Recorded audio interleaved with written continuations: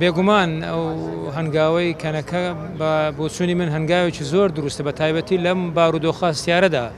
چونکە دوژمنەکانی کورد بە تایبەتی دەوڵەتە ئیقلیمیەکان بە تایبەتی تورکیا دوای ئێران تا ڕادەیەک بەغداش ینی مەستا لەو مەرحەلەیە بەغدا بە دوژمن دانانێ لەبەرەوەی هەنگاو دەنێ بەرەو چارەسەرکردنی دۆزی کورد و دان بە فیدراالیەت دادەنێ و بەشدارین لەگەڵیان لە پەرلەمان و لە حکوومەتی عێراق. بەڵام تورکیا بە ئاشکرا دژایەتی کورد دەکات لە هەموو پارچەکانی کوردستان. لەبەرە هەندێ پێویستە کە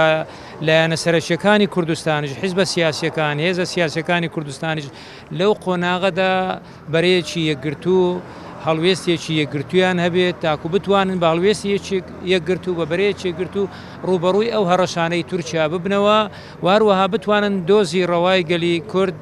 گەلی کوردستان زیاتر بە جیهان بناسێن و بیگەێننەتەوە یەکگرتوەکان و ئیشی لەسەر بکەن. بە پارچە پارچەی یعنی ئەنجامی باشی نابێت، بەڵام بە یەکگرتووی بێگومان ئەنجامی باشی دەبێت. هەموو کاتێک هەموو دانووسانێک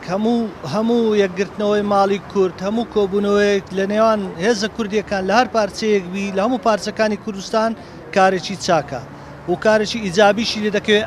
ئەگەر نیازەکان پاک بن، یعنی لە نێوان حزبەکان. بۆیە پێویستە نەک پارتی وێچێتی هەموو حزبە کوردستانیەکان کۆنگرەیەکی نەتەوەیی لە کۆنگرەیەکی نەتەوەییدا میساقێکی شەرەف مۆر بکەن کە لە نێوان میساقی شەرەفی نەتەوەی مۆر بکەن لە نێوان هەمویان وا بکەن بەرژەوەندیەکانی کورد لەسەرەوەی هەموو بەرژەوەندیگاوی کەنەکە. من بە پیرۆزی دەزانم هیوادارم پارتی وێچێتی و هەموو ئەوانەی کە وپەکەکەش لەلایەن خۆیەوە بە سینگێکی فراوانەوە وەریگرن، هەموو کێشەکان وەلانێن، کوردایەتی و قەزەی نەتەوەیی بخەنە پێش هەموو شتێک.